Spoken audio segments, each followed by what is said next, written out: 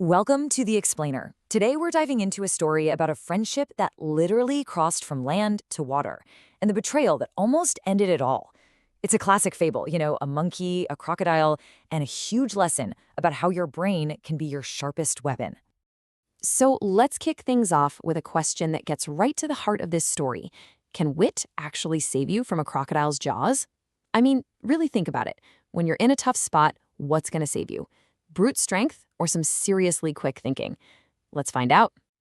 All right, so our story kicks off on a riverbank. Pretty standard, right? But the real star of the show here is this massive, beautiful mango tree. It's not just a tree. It's home to one of our heroes, and believe it or not, it's the very thing that sparks a super unlikely friendship. Okay, so let's meet the two main players. First up, we've got Chintu the monkey. He's clever, he's generous, and he's living the high life, literally up in that mango tree. And then, down in the river, we have this friendly, kind of simple crocodile. I mean, you couldn't find two more different characters. They're from totally separate worlds. So picture this. Every single day, Chintu would pick the absolute best mango, the sweetest, juiciest one, and toss it down to his friend in the river. And the crocodile was just so grateful for this. It's this simple little act of kindness that turns into a real solid friendship.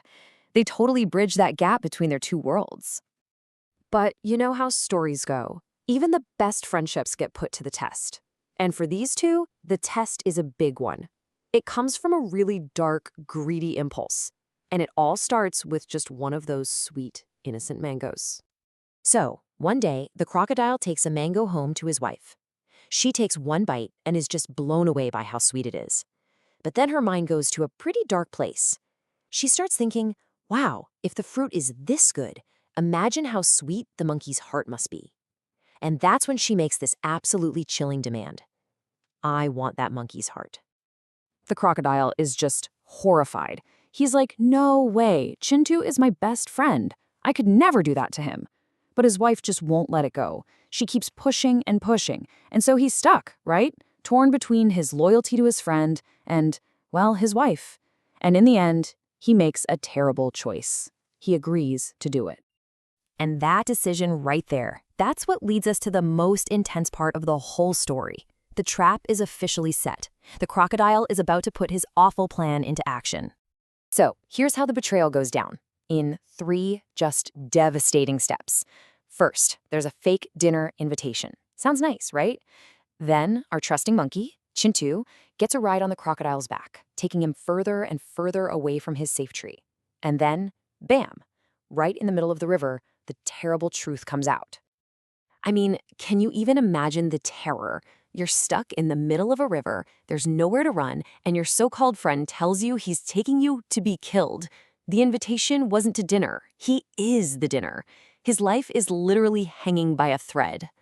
But this is the turning point. The story isn't about the crocodile's brute strength anymore. Nope. It's now all about the monkey's brain power. This is where we see just how powerful quick thinking can be when you're in a life or death situation. So instead of freaking out, which I totally would have, Chintu does something amazing. He uses his greatest asset, his wit. There's a great word for this in Telugu, Delivi, which perfectly describes that ability to think on your feet in a crisis. He knows he can't fight a crocodile in the water, he's got to outsmart him. And with just, incredible calm, Chintu comes up with the most ridiculous lie you've ever heard. He basically laughs and goes, "Oh, my friend, you should have just said you wanted my heart. We monkeys keep our hearts back in the tree for safekeeping. I left mine in a little hollow." And remember how the story called the crocodile simple? Well, this is where that really comes into play. He totally falls for it. Hook, line, and sinker. He's probably thinking, oh man, my wife will be so mad if I come home without the heart. So he spins right around and starts paddling back to the shore as fast as he can.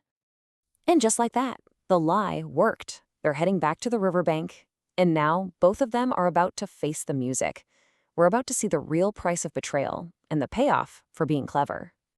The very second they get close enough to the bank, Chintu makes his move. He leaps off the crocodile's back and scrambles right up to the top of his tree, safe at last. And from up there, he calls down, "You absolute fool! Do you really think anyone can just leave their heart somewhere? Your wicked plan failed because of my wit, and we are done. Our friendship is over. So, let's look at the final score. Chintu? He's safe, but he's also lost a friend. And the crocodile? He's left with nothing but shame, and he's friendless too. In the end, wisdom saved a life, but foolishness and betrayal destroyed a friendship. So what's the big takeaway from all this? It's pretty clear, right? When you find yourself in a really tough spot, the absolute worst thing you can do is panic. The key is to stay calm. Your mind, your ability to think your way through a problem, that's your real superpower. And that brings us full circle, right back to that first question we asked. In your own life, when you're facing your own crocodiles, and that could be anything, right? A tough project at work, a difficult conversation, any big challenge. What's your go-to move? Do you try to muscle through it with brute force? Or do you take a step back and tap into that clever, quick-thinking part of your brain, the part that might just save the day?